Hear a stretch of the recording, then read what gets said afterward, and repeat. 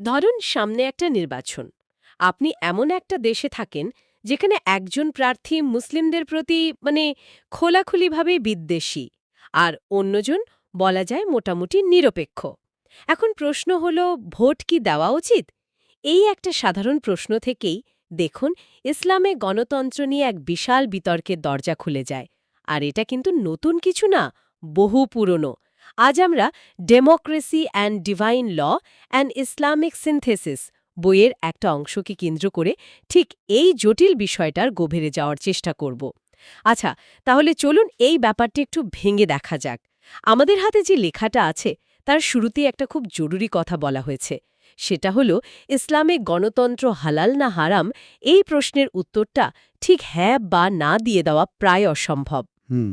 বিষয়টা আসলে নির্ভর করে গণতন্ত্রকে কিভাবে দেখা হচ্ছে তার উপর। তো আলোচনার শুরুতে গণতন্ত্র আর ইসলামের যে মূল নীতি, এই দুটো জিনিসকে একটু পরিষ্কার করে নিলে কেমন হয়? অবশ্যই এটা খুব জরুরি। সাধারণভাবে গণতন্ত্র মানে হলো শাসনের ক্ষমতা থাকবে জনগণের হাতে। রাইট। তারাই ঠিক করবে কে শাসক হবে আর দেশের আইনকানুন কেমন হবে। এখন দেখে মনে হতে পারে যে এই আইডিয়াটা ইসলামের একটা মূল কথার সাথে ঠিক মিলছে না, কারণ ইসলামের সবচেয়ে বড় ভিত্তি হল আইন প্রণয়নের চূড়ান্ত ক্ষমতা বা সার্বভৌমত্ব। সেটা একমাত্র আল্লাহর। আল্লাহ যা হালাল বা হারাম করে দিয়েছেন তা বদলে ফেলার অধিকার কোনো মানুষের নেই। ঠিক এখানেই তো মূল দ্বন্দ্বটা তৈরি হয়, তাই না? একদিকে জনগণের ক্ষমতা, আরেকদিকে আল্লাহর সার্বভৌমত্ব। হ্যাঁ, কিন্তু এখানে একটা সূক্ষ্ম ব্যাপার আছে যা প্রায়ই এড়িয়ে যাওয়া হয়।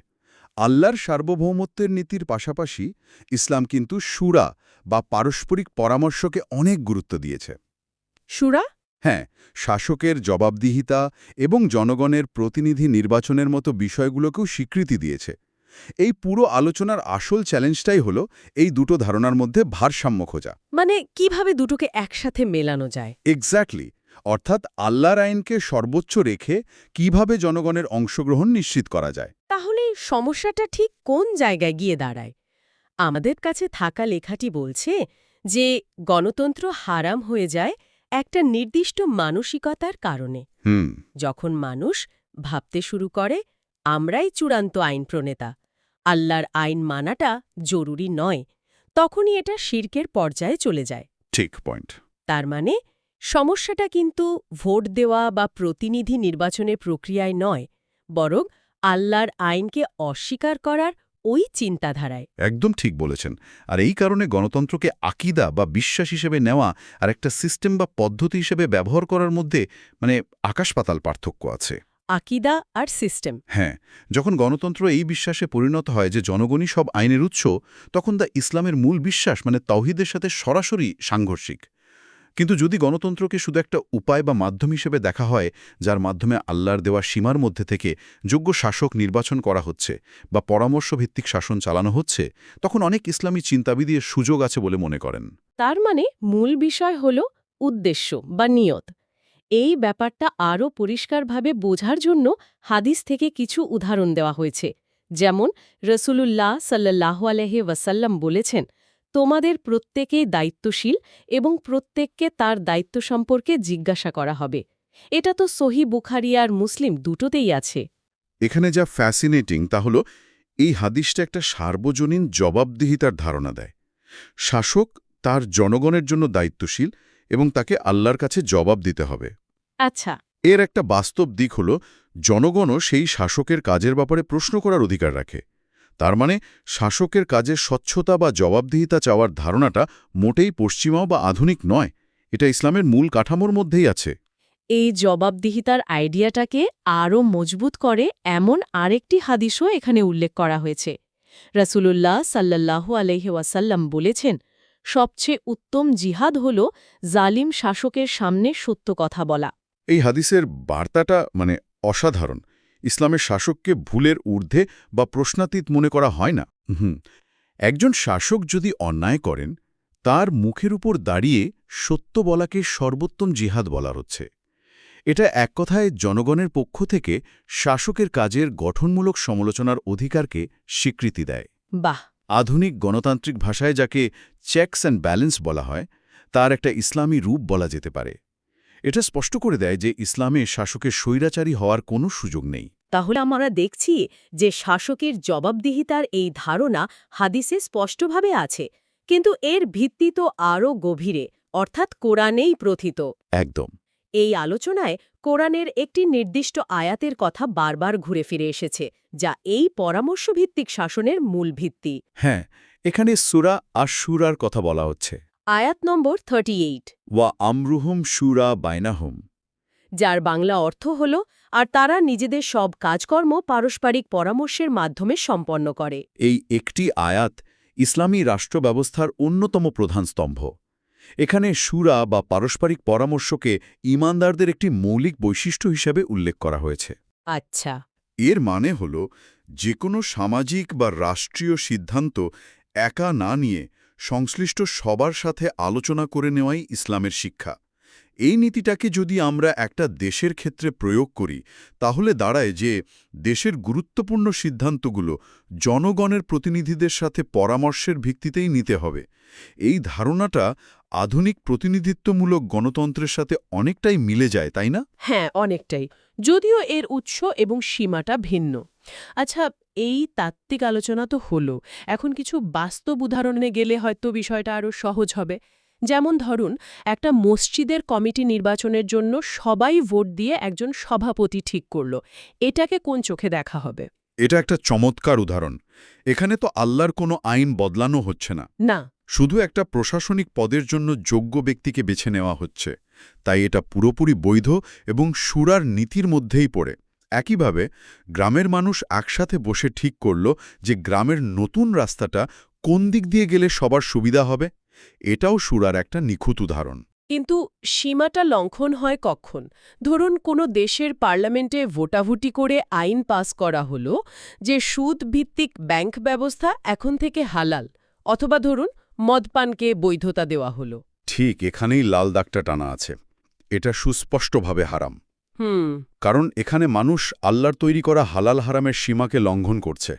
আল্লাহ যা হারাম করেছেন, পৃথিবীর সব মানুষ মিলেও ভোটের মাধ্যমে তা হালাল করতে পারে না। গণতন্ত্র যখন এই পর্যায়ে চলে যায়, তখনই তা ইসলামের সাথে সরাসরি সংঘাতে জড়ায়।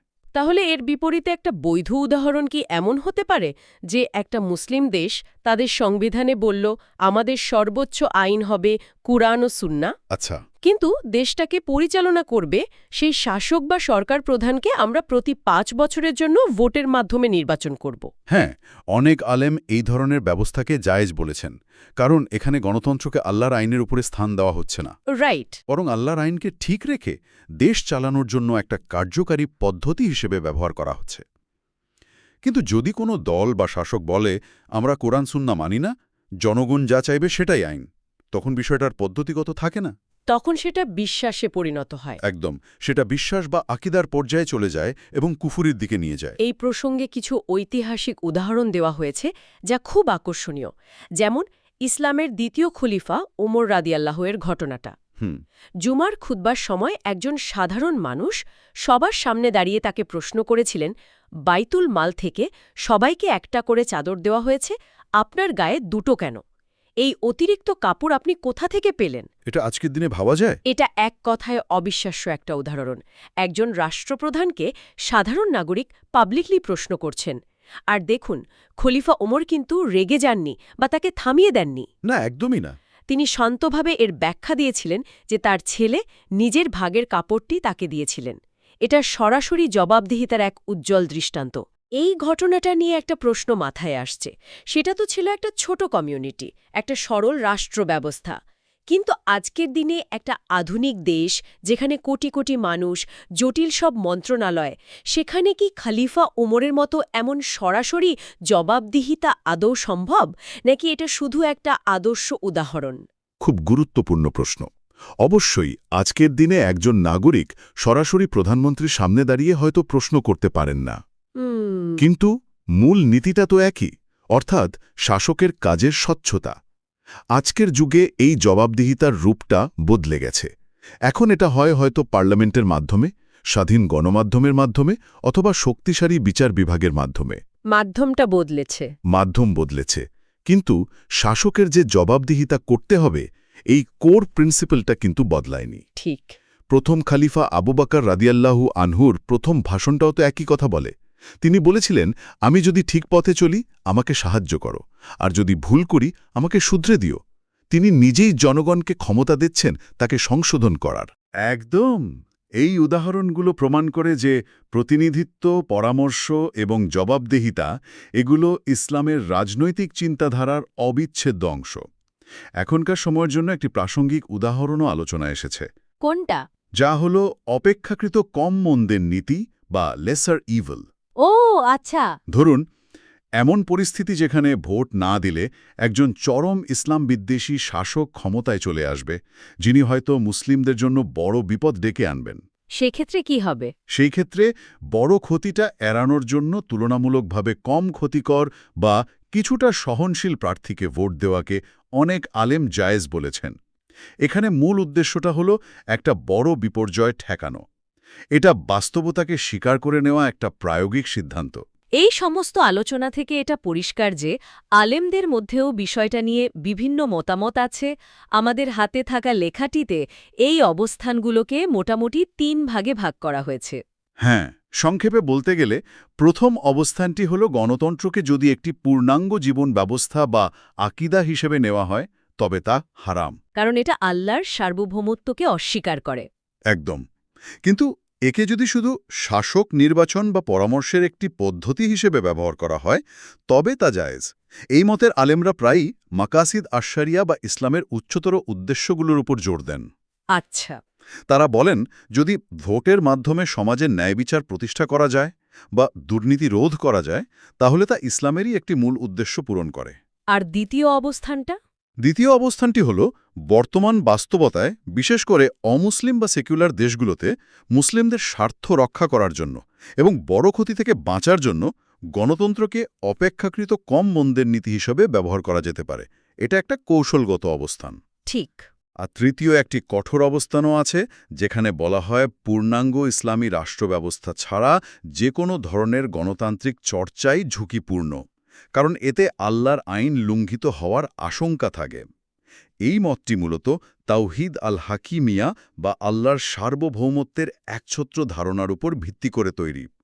তবে তারাও ঢালাওভাবে ভোট দেওয়াকে কুফরি বলেন না, যতক্ষণ না কেউ আল্লাহর আইনকে সরাসরি অস্বীকার করছে। তাহলে পুরো আলোচনার পর আমরা একটা চূড়ান্ত সিদ্ধান্তে আসতে পারি। লেখাটি বিষয়টিকে খুব পরিষ্কারভাবে 2টি ভাগে ভাগ করে দিয়েছে। গণতন্ত্র কখন হারাম? যখন আল্লাহর আইনকে অস্বীকার করে মানুষকে সর্বোচ্চ আইন প্রণেতা বানানো হয়। আর কখন হারাম নয়?